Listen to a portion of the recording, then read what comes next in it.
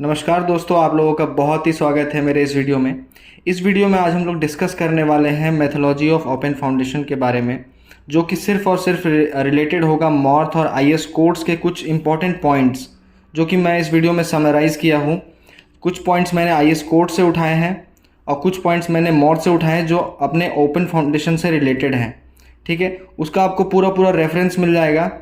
IS codes का reference मिल जाएगा कि आईएस कोड्स में क्या रेफरेंस है, क्या टॉलरेंस है, हर चीज़ आपको इस वीडियो में मिल जाएगी। तो मैं इस वीडियो में आप लोगों को पहले समझा दूं कि जो भी यहाँ बॉक्स बने हैं ये एक न्यूमेरिकल डेटा है जो आपको याद करना है, और जो भी यहाँ पे लाइन है वो आप लोगों को याद रखनी है कि ये इंपॉर्टेंट पॉइंट है। ठीक है, तो इस वीडियो में क्या मैं आज आप लोगों को बताने वाला हूँ मैं जल्दी से एक बार बता देता हूँ। इस वीडियो में आज हम लोग बात करेंगे टेप के बारे में कि कौन सा टेप का कितना टॉलरेंस है, अगर हम लोग सॉइल का टेस्ट कर रहे हैं तो कौन सा टेस्ट करते हैं, कब कौन सा टेस्ट करते हैं। ठीक है, अपने को कितने लेवल लेने होते हैं जब हम लोग साइट पे काम करवाते हैं, कैसे लेना है, बाइंडिंग वायर क्या यूज़ करते हैं। ठीक है, शटरिंग की टॉलरेंस क्या होती है, कब कितनी टॉलरेंस ली जाती है। और काफ़ी पॉइंट्स अपने डिस्कस करने वाले हैं। कंक्रीट का जो क्यूब होता है वो उसमें क्या टॉलरेंस होता है, कास्टिंग के टाइम अपना क्या टॉलरेंस होता है, उसके बाद हम लोगों को क्या करना है। जो हम लोग कटिंग करवाते हैं साइट पे जेसीबी से या एक्सकावेटर से, तो वो हम लोगों को कैसे करानी है, उसकी बैक फिलिंग कैसे करानी है, कितने एमएम की मिनिमम बैक फिलिंग होनी चाहिए ताकि आप एक अच्छा इंजीनियर बन पाओ। तो टेक्निकल चीज़ें मैं आप लोगों को बताने वाला हूँ। जो अलग अलग टाइप ऑफ कंक्रीट होता है, जैसे अलग अलग जोन होता है जहाँ पे हम लोग लैपिंग मेनली दो फैक्टर होते हैं उसमें। एक फेवरेबल जोन होता है, एक नॉन फेवरेबल जोन होता है। तो वो क्या होता है वो मैं इस वीडियो में बताऊँगा आपको। आगे बहुत ही इम्पॉर्टेंट पॉइंट्स आने वाले हैं, जैसे कि अपना शटरिंग कितने दिन में अपने को हटानी है, कितने दिन में अपने को स्लैब की शटरिंग हटानी है, वॉल की शटरिंग हटानी है, वो सब मैं इस वीडियो में बताऊंगा। अगला पॉइंट आएगा अपना ये जो अपना स्लम कोन टेस्ट होता है, जो हम लोग स्लम टेस्ट करते हैं। तो स्लम कोन का क्या क्राइटेरिया है, क्या कितने एमएम का होता है, टेम्पिंग रॉड कितने एमएम का होता है, कितने बार करते हैं, हर चीज़ आप लोगों को इस वीडियो में पता चलने वाली है। ये आप लोगों को कुछ पता चलेगा किस चीज़ का हम लोग अगर कंक्रीट कर रहे हैं, किसी चीज़ का कर रहे हैं, जैसे हम लोग गर्डर का कर रहे हैं या फिर स्लैब कर रहे हैं या फिर कोई भी पीसीसी कर रहे हैं, तो उसका क्या स्लम्प होना चाहिए। और हम लोग को एक्चुअल में साइट से हम लोग जो प्लांट से भेजते हैं कंक्रीट वो कितना स्लम्प का होता है, वो भी इस वीडियो में अच्छे से डिस्क्राइब करूँगा। हम लोग डिस्कस करेंगे फिर कितने सैम्पल्स ऑफ क्यूब हम लोग कास्ट करते हैं, कितने एम क्यूब पे, ये बहुत ही पूछा जाता है सवाल। और आखिरी में सबसे इम्पॉर्टेंट ये टॉलरेंस, कि अपने ये टॉलरेंस कितनी होनी चाहिए कंस्ट्रक्शन के बाद। तो चलिए शुरू करते हैं इस वीडियो को विदाउट एनी डिले। तो सबसे पहला जो पॉइंट होने वाला है वो है ओपन फाउंडेशन। ये होता क्या है, सबसे पहले मैं आप लोगों को बता दूं, दो फाउंडेशन होती है। एक होता है पाइल फाउंडेशन, ठीक है, दूसरा होता है ओपन फाउंडेशन जो आप यहाँ पे देख रहे हैं। पाइल फाउंडेशन की डिटेल वीडियो आपको मेरी यूट्यूब चैनल पे मिल जाएगी, जिसमें 10,000 से प्लस व्यूज़ आ चुके हैं। तो आप लोग उस वीडियो को प्लीज़ देखेंगे, उसमें 20, 25, 40 पॉइंट बताया हूँ मैं आईएस कोड से रिलेटेड, मॉड से रिलेटेड। अगर वो उस वीडियो को आप देखते हैं तो पूरा आपको पाइल का नॉलेज हो जाएगा फ्रॉम स्क्रैच। अगला पॉइंट है जो टेप से हम लोग नापते हैं उसका जो टॉलरेंस होता है वो होता है 15 mm, जो कि मॉर्थ क्लॉज 2106 पे दिया हुआ है, आप लोग देख सकते हैं। पीसीसी जो हम लोग करने से पहले सबसे पहले जो बेड होना चाहिए वो कॉम्पैक्टेड होना चाहिए अच्छे तरीके से। उसका जो टेस्ट होता है वो प्लेट लोड टेस्ट हम लोग करना चाहिए उस चीज़ में। अगर क्लाइंट अगर बोलता है कि उसकी ज़रूरत नहीं है तो हम लोग जनरल मॉइस्चर और डेंसिटी टेस्ट कर सकते हैं, जिससे हम लोग ड्राई डेंसिटी ये सब निकालते हैं, ओएमसी ऑप्टिमम मॉइस्चर कंटेंट वगैरह ये सब हम लोग उससे निकालते हैं। आप लोग आईएस कोड्स में देख सकते हैं इस चीज़ में। इसका डिटेल हम लोग को अटैचमेंट 9 में मिल जाएगा। अटैचमेंट 9 पीछे है, ठीक है, मैं आपको बताऊँगा। अगला ये वीडियो थोड़ा लंबा होगा लेकिन काफ़ी नॉलेजेबल वीडियो होगा, प्लीज़ इस वीडियो को पूरा देखें। अगला है हम लोगों को लेवल जो लेना है हर 3 मीटर पे लेना है। जैसे अपने को एक फाउंडेशन है ये, ठीक है, तो एक लेवल हम लोगों ने यहाँ लिया। अब ऐसा नहीं कि एकदम जैसे 10 मीटर का 20 मीटर का फाउंडेशन है, यहाँ से यहाँ तक हम लोग को पीसीसी करनी है, तो अगला लेवल यहाँ ऐसा नहीं कि यहाँ ले लिया फिर 10 मीटर की दूरी पे ले रहे हैं। हम लोग को जो यहाँ पे मैक्सिमम 3 मीटर के अंदर एक लेवल ज़रूर लेना है। इसका जो मैक्सिमम डिस्टेंस हो सकता है वो 3 मीटर हो सकता है, ठीक है। 3 मीटर के बाद फिर एक लेवल लेंगे, फिर 3 मीटर के बाद एक लेवल लेंगे, ये मेथोलॉजी कहता है अपना, ठीक है। अगला पॉइंट है जो बाइंडिंग वायर का जो अपना थिकनेस होता है वो 1 mm उसका जो डाया होता है बाइंडिंग वायर का, जिससे हम लोग सरिया बांधते हैं, वो 1 mm से कम का नहीं होना चाहिए, ठीक है। और प्लेसिंग एकदम रेनफोर्समेंट जो अपना ड्राइंग में दिया हुआ है, जो BBS में दिया हुआ है, उसके अकॉर्डिंग होनी चाहिए, और जो कि मॉर्थ 1605 में दिया हुआ है, ठीक है। शटरिंग का जो अलाइनमेंट होता है, वो सबसे पहले देखिए वहाँ पे जो शटरिंग जो लगाते हैं हम लोग, वो क्लीन होना चाहिए, शटरिंग ऑयल लगा होना चाहिए उसमें। अब जो कोई शटरिंग होता है वो बेंड कितना हो सकता है, कितना तक चल जाएगा, जो क्लाइंट को आप बता सकते हैं कि इतना तो अपना मॉर्थ में दिया हुआ है, इतना बेंड तो मैं यूज़ कर सकता हूँ। जैसे 1/600 ऑफ द लेंथ, उसका जो टोटल लेंथ है, जैसे ये शटरिंग आपका 1 मीटर बाई 1250 का, ठीक है, 1 मीटर बाई 1250, ठीक है। अब लिख दिया हुआ है 1/600, मतलब अगर 600 mm आप नीचे आ रहे हैं तो 1 mm आपका शटरिंग बेंड हो सकता है। तो 1250 में मतलब यहाँ जो प्लम मिलेगा यहाँ से, ये 2 mm आपका डिफरेंट हो सकता है, थोड़ा सा शटरिंग नीचे टेपर हो सकता है 2 mm तक, बस, उससे ज़्यादा नहीं, ठीक है। उसके बाद अपना जो पॉइंट दिया हुआ है वो ये दिया हुआ है, जो verticality of shuttering shall be maintained with the tolerance of limit ±10 of the full length. जो भी अपना जो लेंथ है, जैसे लेंथ वाइज अपना, जैसे ये कोई वाल है, ठीक है, वाल का जो यहाँ पे शटरिंग का जो टॉलरेंस है, जैसे ये थिकनेस है अपना वाल का 600 mm, तो इसका जो टॉलरेंस है वो ±10 mm होगा, ठीक है। सॉरी, एक इसमें चेंज है, इसमें होता है +12 mm -6 mm, ठीक है। जो थिकनेस होता है उसमें जो टॉलरेंस है वो +12 mm -6 mm। और जो वर्टिकलिटी होती है, जैसे शटरिंग अब हम लोगों ने ऐसे खड़ी कर दी, सीधी वाल लगा रहे हैं तो हम लोग शटरिंग ऐसे लगा रहे हैं, ठीक है, ऐसे आगे जोड़ते जा रहे हैं। तो हम लोग अगर यहाँ से प्लम गिराएंगे नीचे से ये ऐसे करके, तो अपना शटरिंग जो बेंड होगा, जैसे ये शटरिंग है तो ये बेंड कितना हो सकता है, वो 10 mm, अगर यहाँ प्लम गिरा रहे तो 10 mm तक ही झुका हो सकता है, उससे ज़्यादा नहीं, 10 mm तक अपना चल जाएगा, ठीक है। अब अगले पॉइंट पे आते हैं। अगला पॉइंट अपना है यहाँ पे, शटरिंग कितनी देर में रिमूव करनी चाहिए, 24 घंटे। अगर आपका वाल लगा हुआ है ये टोटल पूरा, ठीक है, तो आपको 24 घंटे के बाद आपको शटरिंग का ये अपना शटरिंग हटा सकते हैं इन नॉर्मल कंडीशन, ठीक है। The base of the scaffolding should be firm. अगर आप कोई शटरिंग लगा रहे हैं, जैसे आपको कोई स्लैब कर रहे हैं, ठीक है, जैसे ये स्लैब कर रहे हैं आप, जैसे इतना मोटा स्लैब कर रहे हैं, उसके नीचे हम लोग यहाँ प्लेट लगाएंगे, ठीक है, यहाँ सपोर्ट लगाएंगे, यहाँ बेस जैक लगाएंगे, ठीक है। तो बेस जैक का जो यहाँ पे जो ग्राउंड होना चाहिए वो एकदम फर्म होना चाहिए, मतलब वहाँ पे बढ़िया से एकदम कॉम्पैक्शन हो जाना चाहिए, क्योंकि अगर लोड पड़ेगा यहाँ कंक्रीट का तो ये अगर बैठ गया तो अपना ये पूरा स्ट्रक्चर फेल भी हो सकता है, क्योंकि ये हिल गया तो ये पूरा नीचे आने में देर नहीं लगेगी।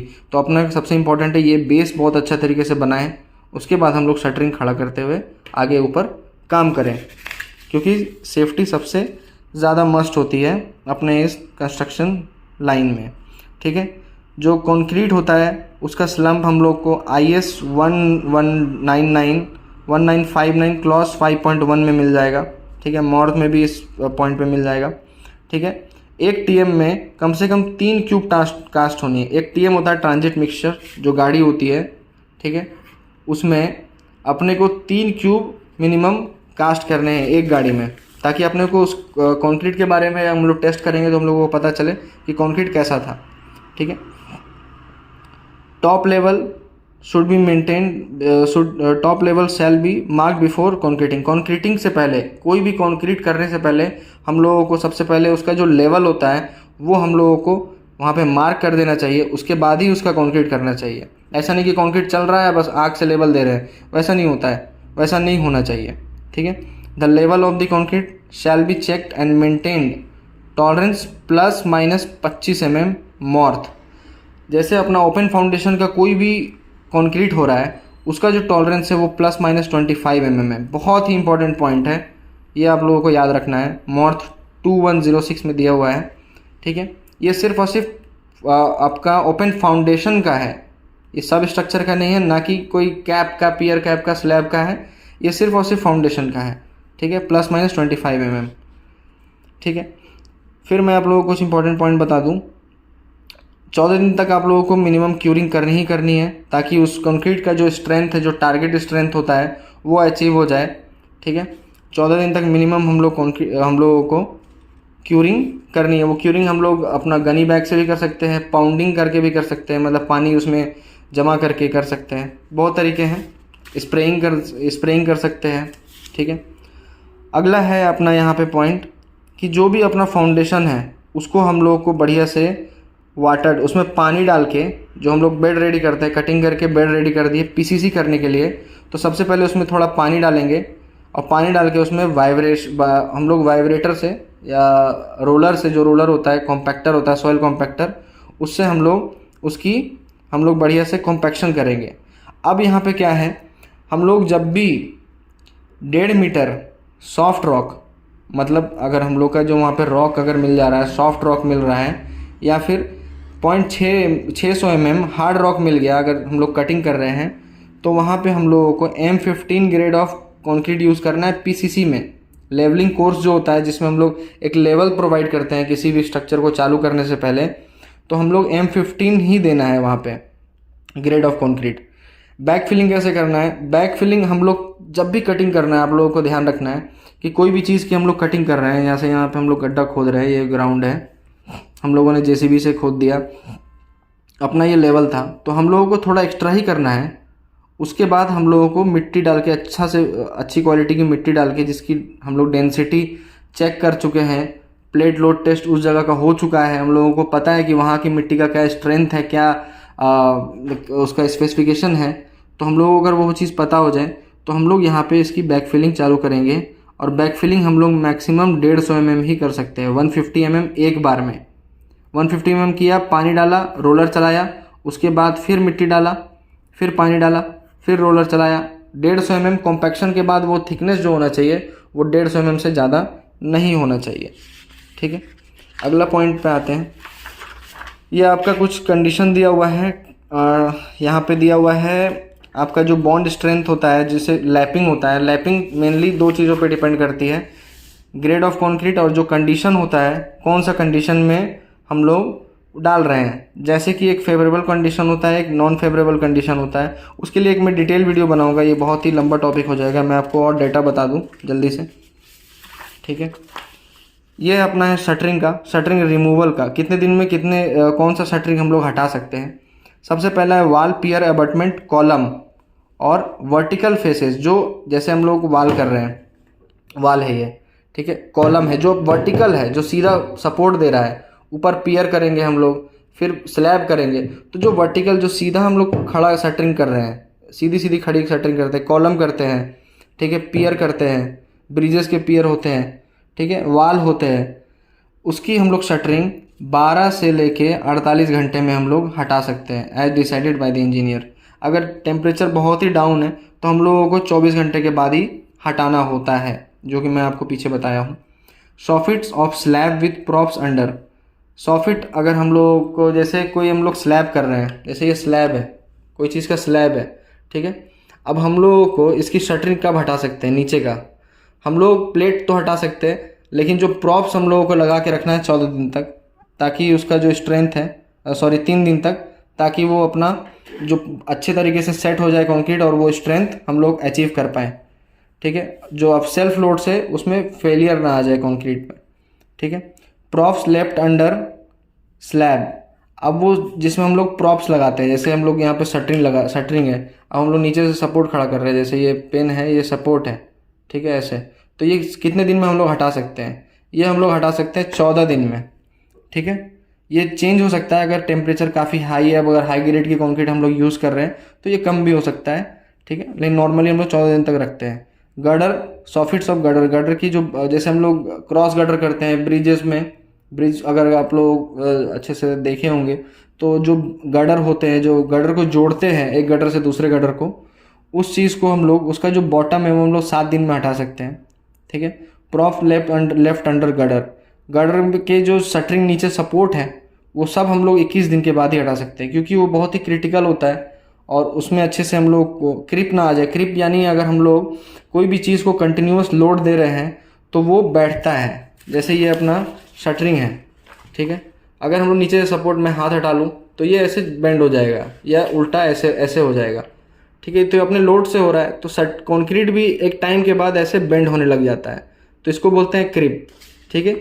वो क्रीप टाइम के साथ घटता जाता है, ठीक है, और जितना कम टाइम रहे उतना क्रीप ज़्यादा होता है, ठीक है। उसका डेटा भी है आपको, वो मिल जाएगा IS कोड में, IS 456 2000 में मिल जाएगा, ठीक है। 7 डेज़ में कितना होता है, 28 डेज़ में कितना होता है, 1 ईयर में कितना होता है। 7 डेज़ में 2.2 या 2.4 होता है, 1.2 ऐसा करके, मेरे को याद नहीं एक्चुअल डेटा, मैं आपको रेफरेंस बता देता हूँ।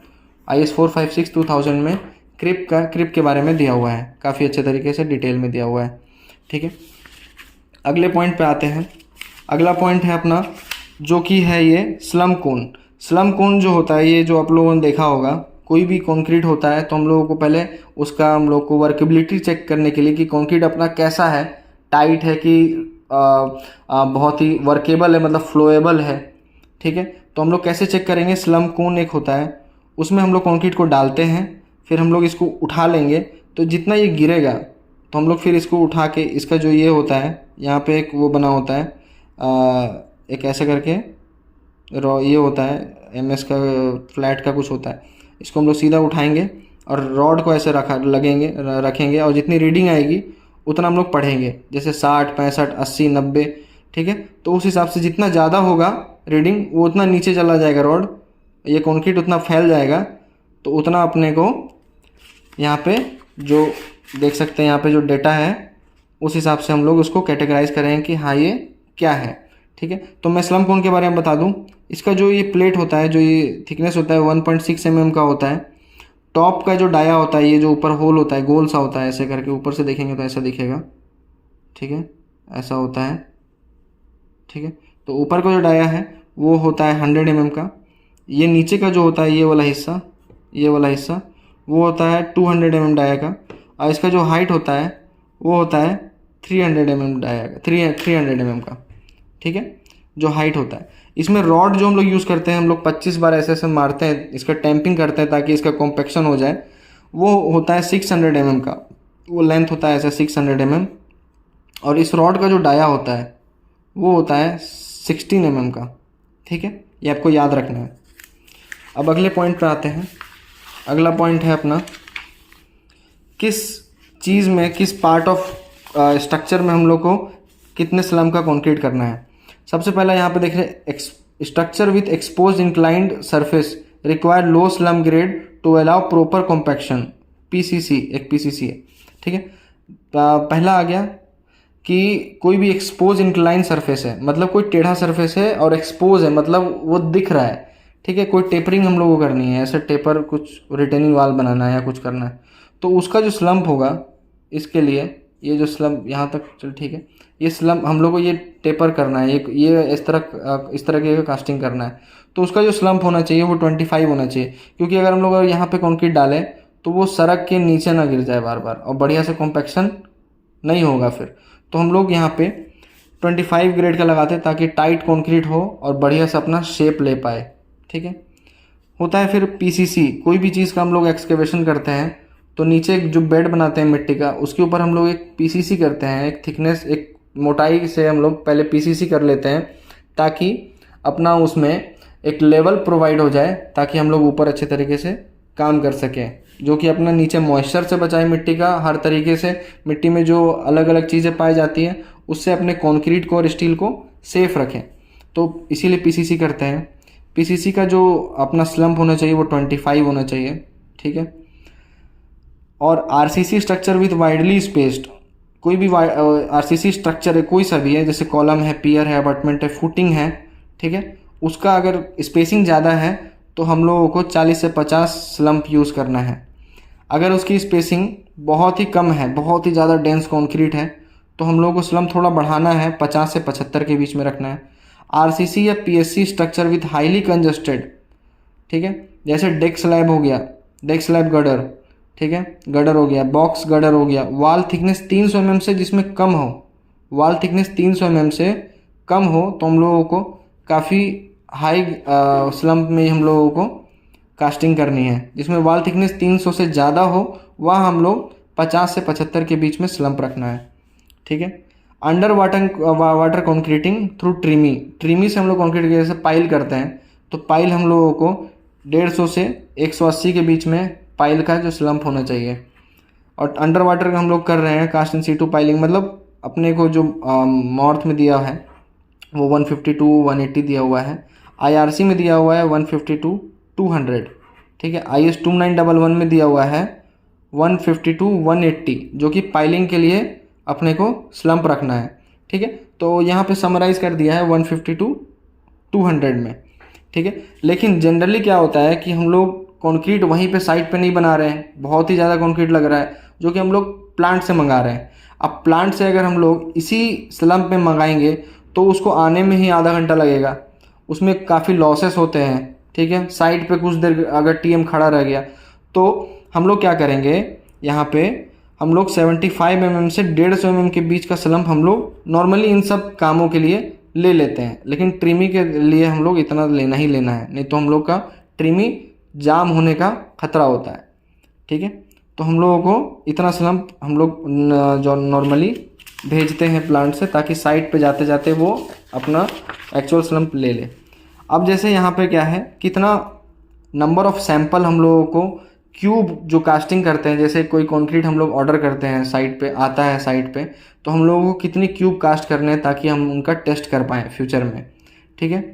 अब हम लोग जैसे 1 से 5 M³ कर रहे हैं तो उसमें एक सैंपल, और एक सैंपल में 3 क्यूब, ठीक है। एक सैंपल में होता है 3 क्यूब। 6 से 15 M³ में 2 सैंपल मतलब 6 क्यूब। 16 से 30 M³ में 3 सैंपल मतलब 3 तिया 9 क्यूब।